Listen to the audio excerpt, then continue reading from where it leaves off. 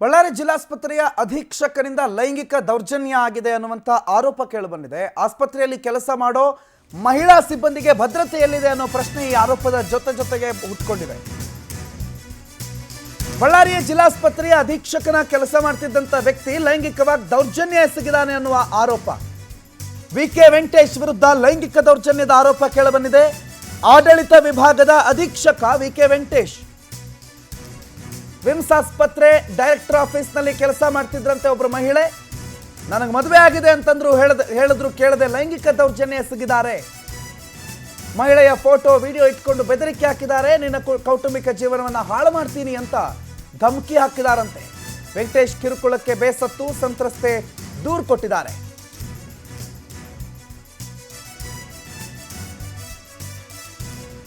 Computer operator ಆಗ ಮಹಿಳಾ ಕೆಲಸ ಮಾಡೋ ಸಂದರ್ಭದಲ್ಲಿ ಈ ವಿ.ಕೆ. ವೆಂಕಟೇಶ್ ಸ್ವಲ್ಪ ದಿನಗಳ ಕಾಲ ಅವ್ರ ಆಫೀಸ್ನಲ್ಲೇ ಕೆಲಸ ಮಾಡೋ ಅವಶ್ಯಕತೆ ಇತ್ತಂತೆ.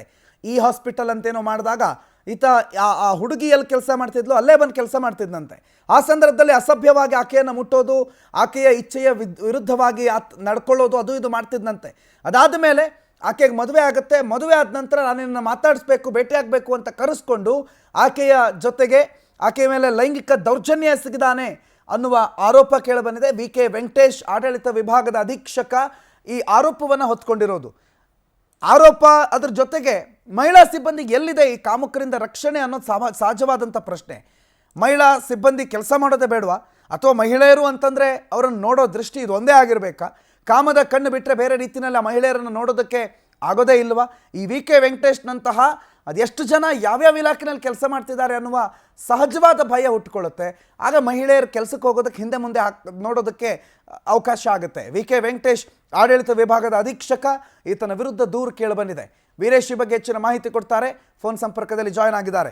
ವೀರೇಶ್, ಏನು ಪ್ರಕರಣ ಇದು? ವಿ.ಕೆ. ವೆಂಕಟೇಶ್ ಮೇಲೆ ಕೇಳಿಬಂದಿರುವ ಆರೋಪ ಏನು?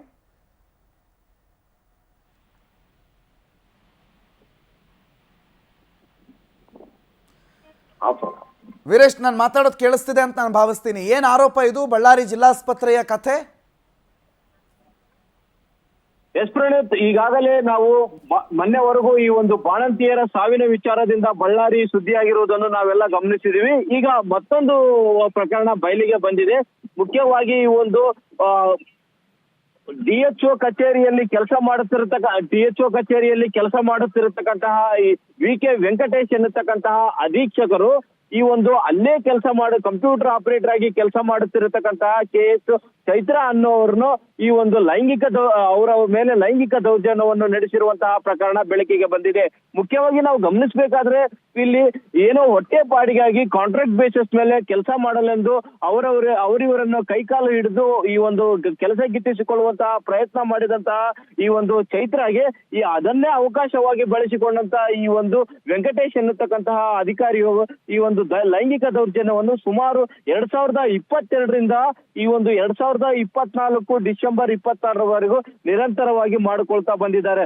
ಆದ್ರೆ ಮದುವೆಯಾದಂತಹ ಚೈತ್ರ ನನ್ನದೇ ಆದಂತಹ ಒಂದು ಕುಟುಂಬ ಇದೆ, ನನಗೆ ಗಂಡ ಇದ್ದಾನೆ, ನನ್ನದೇ ಆದಂತಹ ಸಂಸಾರ ಇದೆ, ದಯವಿಟ್ಟು ಇದನ್ನೆಲ್ಲ ಬೇಡ ಅಂತಂದೇಳಿ ಹೇಳಿದ್ರು ಇಲ್ಲ, ನಿನ್ನ ಈ ತರ ನನ್ನಿಂದ ಅವಾಯ್ಡ್ ಮಾಡುವುದಾದರೆ ನಿನ್ನನ್ನು ನಾನು ಸಾಯಿಸುತ್ತೇನೆ, ಇಲ್ಲ ಅಂದ್ರೆ ಸೋಷಿಯಲ್ ಮೀಡಿಯಾದಲ್ಲಿ ಈ ಒಂದು ಕೆಲವೊಂದು ನನ್ನ ಜೊತೆ ಇರತಕ್ಕಂತಹ ಪರ್ಸನಲ್ ವಿಡಿಯೋ ಮತ್ತು ಫೋಟೋಗಳನ್ನೆಲ್ಲ ಹರಿಬಿಟ್ಟು ನಿನ್ನ ಸಾಂಸಾರಿಕ ಜೀವನ ನಡೆಸದಂತೆ ಮಾಡುತ್ತೇನೆ ಎಂದು ಅವರನ್ನು ಬೆದರಿಸುವಂತಹ ಕಾರ್ಯ ಮಾಡಿ 26ನೇ ತಾರೀಕು ನೈಟು 8 ಗಂಟೆ ಸುಮಾರಿಗೆ ಅವಳನ್ನು ಈ ಒಂದು ಆಕಾಶವಾಣಿ ಕೇಂದ್ರದ ಹತ್ರ ಕರೆದುಕೊಂಡು ಹೋಗಿ ಮತ್ತೊಂದು ಸಾರಿ ಲೈಂಗಿಕ ದೌರ್ಜನ್ಯ.